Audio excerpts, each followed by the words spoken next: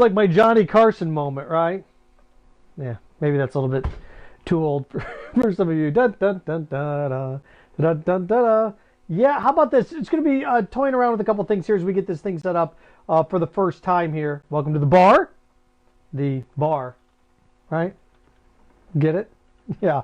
Been off for a while, right? Been off for about 6 weeks, and my talk show here in Jacksonville is no more, as you know, as I bid adieu to everyone about 5-6 weeks ago, and now we're on to the new phase, the new chapter, the new era of Harp on Sports. And via Twitter, via Instagram, made an announcement about 45 minutes ago. Going to make it here as well as we lay out this multi-platform setup going forward. Essentially what we're going to be doing is Harp on Sports, the bar, podcast, phase 1. Over the course of the next 6 weeks, we're going to be laying out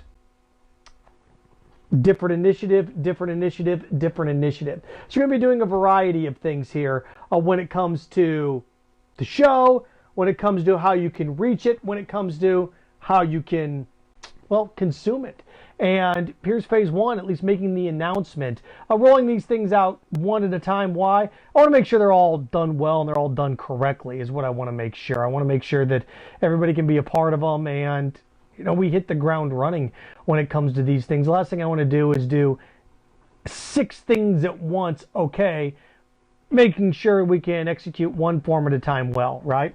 So that's what we've got going on here. You want to be a part of it? Hey, you can chime in. Just any questions, anything you want to throw our way, feel free as we're testing out all our new equipment, all our new audio here. Any way you want to throw at us, anything you want to throw at us, knock yourself out. When it comes to where we are and what we're doing, this is my house, right? This is my bar room, and we're going to be doing some, you know, live shows from here, at least in terms of discussion initially. Initially, it's going to be a lot of me before we bring guests in. And, you know, we got a little chair right up here up front that we're going to be able to spin around and have a little bit of a conversation when it comes to what we're going to be talking about and what we're going to be knocking out here for you. You know, sports-wise, am I going to stay in Jacksonville? The answer to that is no. I'm going to be moving on. Where we are going yet? Not yet, right? Not yet. This is just a way for me to unveil this platform out here and be able to talk with you in the meantime.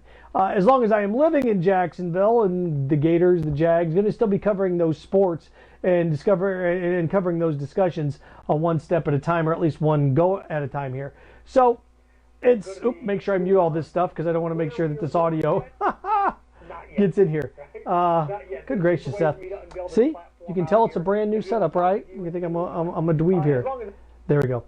So, you want to be a part of the show. Oh, what is this? This is Cigar Humidor.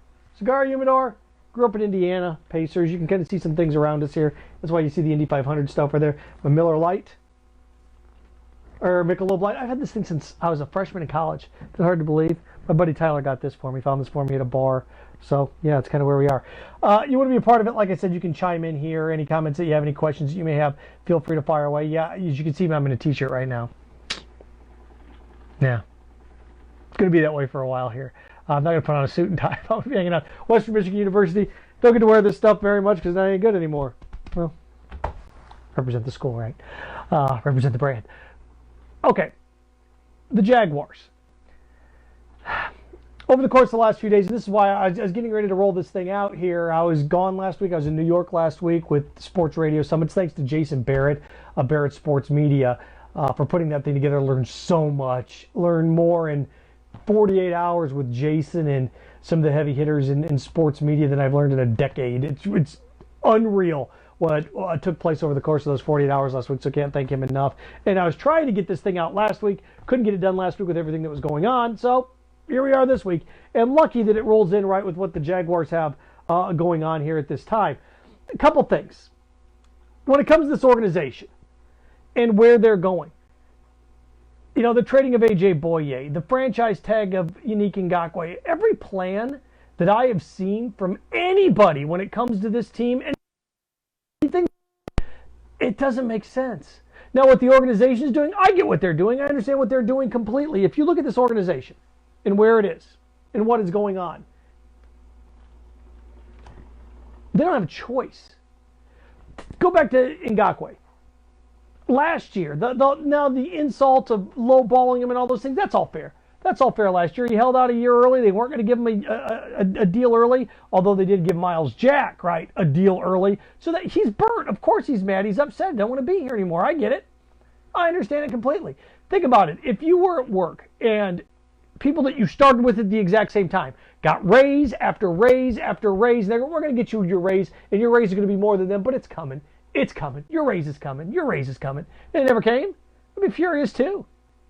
Now, he could have made more money in the short term, and that's where I was always at odds with my fellow Jacksonvillian members of the sports media, whether it was Allen Robinson, take a team-friendly deal, 1-year deal, or Ngakoue, I'd take a 3-year deal, take what they're offering. No, it's not how it works. It's not. If you get more money up front, he wanted to be the highest paid defensive end in the NFL. It's what he wants. It's what he wants. And he's not getting it. So he don't want to be here anymore. Feels burned. I get it. I understand it completely. So he's burned. He's disgruntled. They're going to pay him $110 million. Not now. This is over. It is over. And you can look back on the way things were and the way things are and the way things are going to be. All of those things are fair. All those things are fair discussions. But the fact of the matter is, 24 months ago, how was this team built? 24 months ago, this team was built in a different way. This team was built around 3 other figures at the time. They were. Now, it's a new era. Built differently. 2 years ago, who was this team built around? It's going to be built around Jalen Ramsey going forward. It was going to be built around Ngakoue. It was going to be built around that defense. It was. It was going to be built around that defense going forward. And they had Blake there. Oh, Leonard Fournette, let's not forget. That team, after they went to the AFC Championship game, was going to be built around 3 or 4 guys. Leonard Fournette carrying the ball. Right? Good offensive line, strong structure, but player-wise, Leonard Fournette, 1. Not in any order.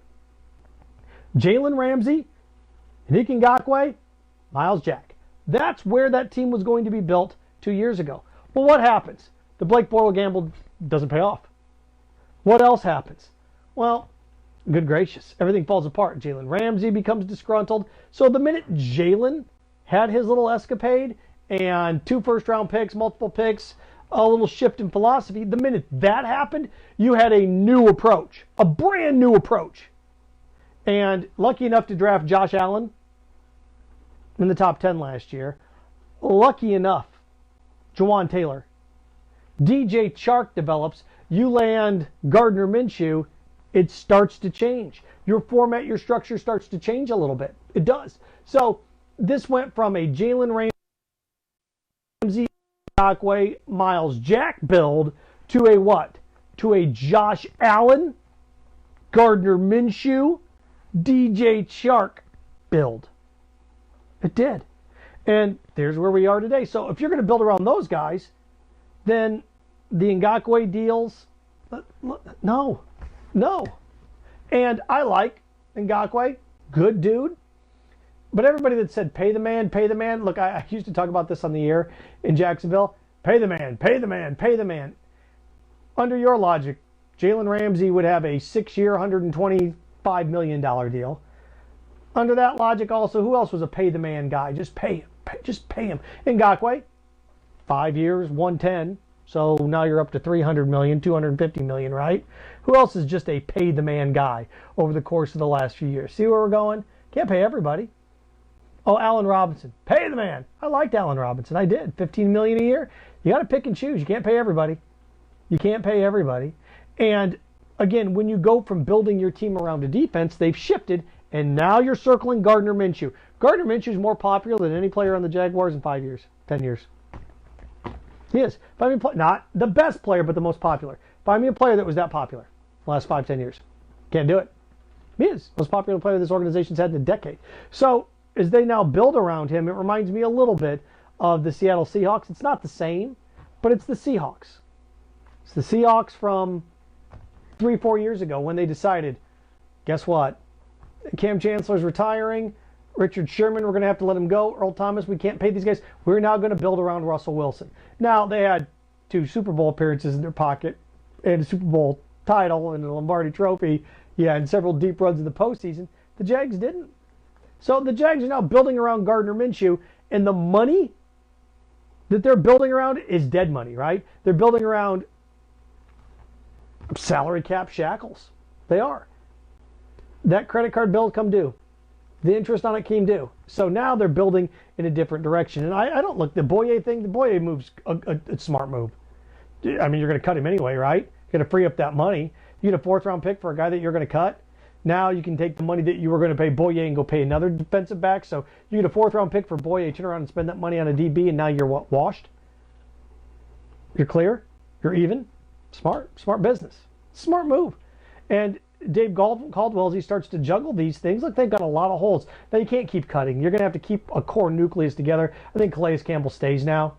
I do. Now, do you let him play out the 1-year, $14 million deal that he has left or whatever? Maybe. You could try to see if you get him to redo it. See if he'd agree to like a 2-year, $23 million thing. But to shift that money around, you're just going to be shifting $3 or $4 million around. Is it really worth it? Are you going to be that far under the cap this year? Are you that worried about the cap this year? We'll see. And you stock or start to stack the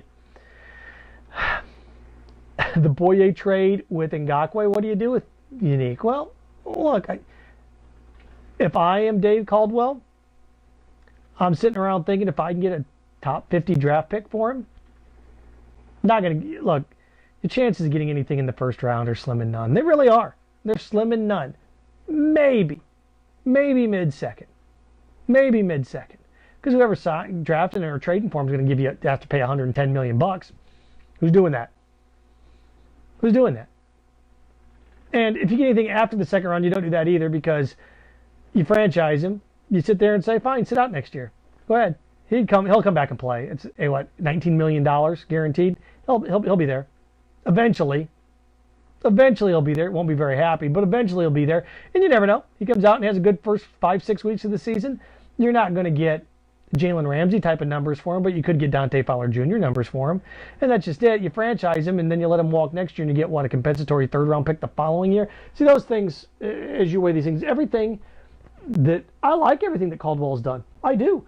I am shocked at the anger, and I didn't know what people thought was going to happen this offseason. What do you think was going to happen? They're building around different guys now. I sit here and shake my head when it comes to that. What do you think was going to happen?